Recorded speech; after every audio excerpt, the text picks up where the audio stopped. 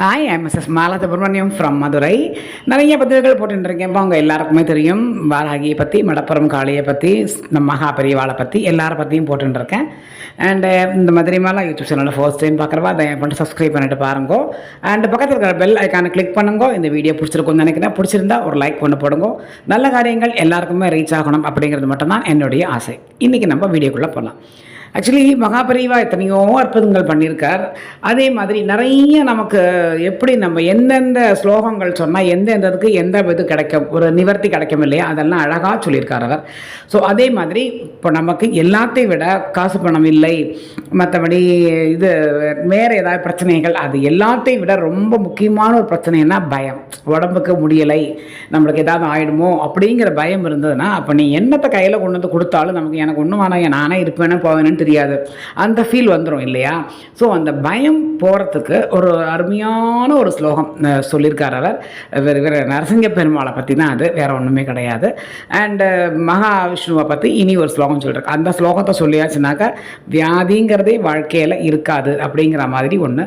இந்த பயம் போகிறதுக்காக, மிருத்யு பயம் அது போகணும் இல்லையா, அதனால் நரசிங்க பெருமாளை பற்றி ஒரு அழகான ஒரு இது, ஒரு நாளைக்கு 27 முறை அதை சொல்லணும். நம்ம அதை சொல்லியாச்சுனாக்கா உங்களுக்கு உடனுக்குடன் அந்த உபாதைகள் ஃபுல்லாக குணமாகட்டையும் 100% குறையும், ஓரளவுக்கு அதோட தீவிரம் குறையும் அப்படிங்கிற மாதிரி கண்டிப்பான முறையில் அவர் சொல்லியிருக்கார்.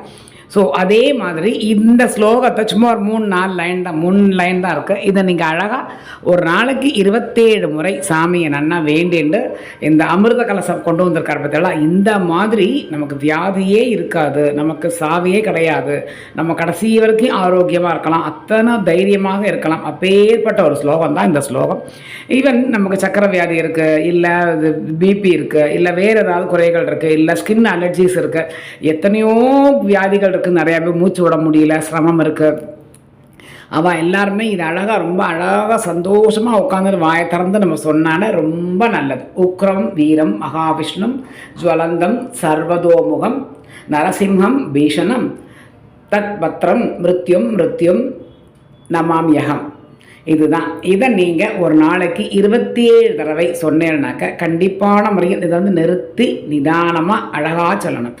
காலம் பயம் நீங்கும். நம்மளுக்கு நம்ம செத்து போயிடுவோம், ஐயோ நம்ம இருக்க மாட்டோமோ, இந்த மாதிரிலாம் நம்ம இன்னும் எத்தனையோ அனுபவிக்கணுமே, நம்ம வாழ்க்கையில் ஒன்றுமே அனுபவிக்கலையே, நம்ம உயிர் போயிடுமோ, அந்த பயமே உங்களுக்கு வேண்டாம். அந்த பயம் போகிறதுக்கு தான் இந்த முக்கியமான ஒரு ஸ்லோகத்தை பெரியவா நமக்காக சொல்லியிருக்கார். பயம் நீங்குவதற்கு இந்த ஸ்லோகம், வியாதியே வராமல் இருக்கிறதுக்கு இனி ஒரு ஸ்லோகத்தையும் அவள் அழகாக நமக்காக கொடுத்துருக்கார்.